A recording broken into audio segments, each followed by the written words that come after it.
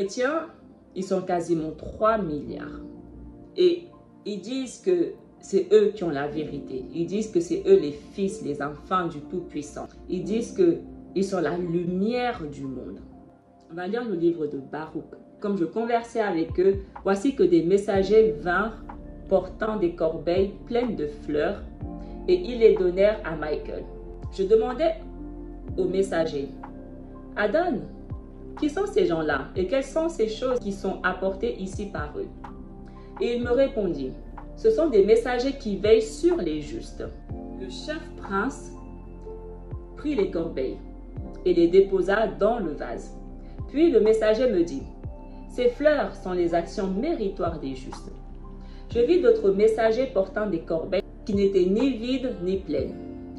Et ils se mirent à se lamenter et ne se hasardèrent pas à s'approcher parce qu'ils n'avaient pas les mérites en abondance. Alors, Michaël pleura et dit, venez ici, vous aussi messagers, donnez ce que vous avez apporté. Mais Michaël fut extrêmement affligé, ainsi que le messager qui était avec moi, parce qu'il ne remplissait pas le vase. Ici, ça parle de Yasharal, d'accord? Mais bon, les chrétiens disent qu'ils sont la lumière du monde. Ils sont quasiment 3 milliards. Et pourtant, les messagers, ils étaient affligés, ils se lamentaient parce que leur corbeille où il y avait les prières qui devaient être emmenées vers le Tout-Puissant Yahuwah pour qu'il les exauce, était quasiment vide. Les corbeilles à prière étaient quasiment vides. Comment 3 milliards de chrétiens qui se disent être la lumière du monde ne remplissent même pas des corbeilles à prière pour le Tout-Puissant s'ils servent réellement le Tout-Puissant comme ils disent? Parce que si réellement ils servaient le Tout-Puissant comme ils disent, les messagers ne seraient pas à se lamenter parce qu'ils auraient constamment des prières en abondance. 3 milliards, c'est énorme. C'est énorme. Et pourtant, leur corbeille était vide.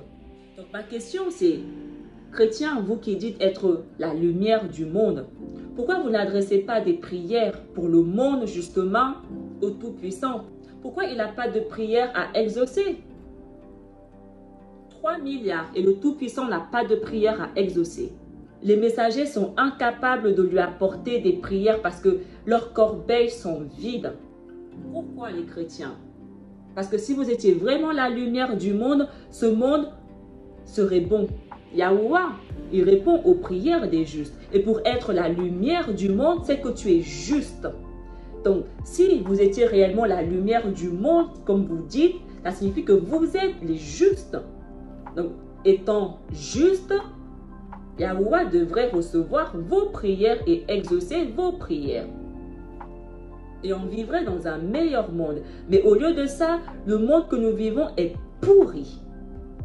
Vous qui êtes censés être la lumière du monde, pourquoi nous vivons dans les ténèbres? À quoi vous servez réellement pour le monde? Si réellement vous priez le véritable Allahim comme vous dites. Yahusha, il a dit, là où 2 ou 3 sont réunis en mon nom, je suis au milieu d'eux.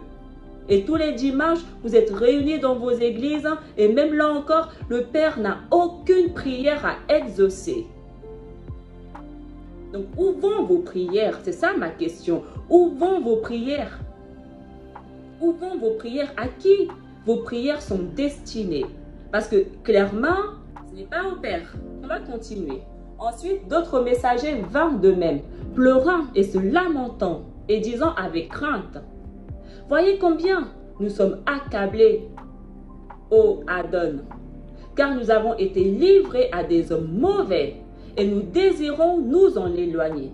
Les hommes dont on parle ici, Yasharal. Même Yasharal est incapable d'adresser des prières au Tout-Puissant. Donc ma question est, si on parle que de Yasharal, les autres peuples là qui disent qu'ils prient au véritable Allahim, où vont vos prières?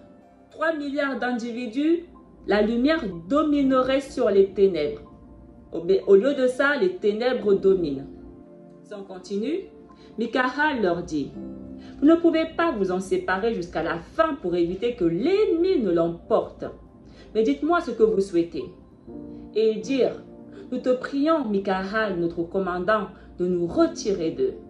Parce que nous ne supportons pas de demeurer avec des hommes méchants et insensés, car il n'y a rien de bon en eux. Sinon, toutes sortes d'injustices et de cupidité. Nous ne les voyons pas participer à la vie du culte, ni aux réunions des pères spirituels, ni à aucune bonne œuvre. Mais là où il y a des meurtres, ils sont là, eux aussi, au milieu d'eux. Là où il y a des fornications, des adultères, des vols, des calomnies, des parjures, des jalousies, des ivrogneries, des querelles, des convoitises, des calomnies, des médisances, des idolâtries, des divinations et d'autres choses semblables, ces gens-là participent à de telles œuvres. Et d'autres pires encore. C'est pourquoi nous prions de nous en séparer. Alors Michaël dit au messager, attendez que Yahuwah me communique ce qui adviendra. Il dit, on ne les voit pas participer au culte. Et pourtant, les chrétiens, ils vont tous les dimanches, soi-disant, au culte. Si réellement ils priaient le véritable Allahim, pourquoi les messagers diraient, on ne les voit pas participer au culte spirituel? On ne les voit pas adorer le Tout-Puissant.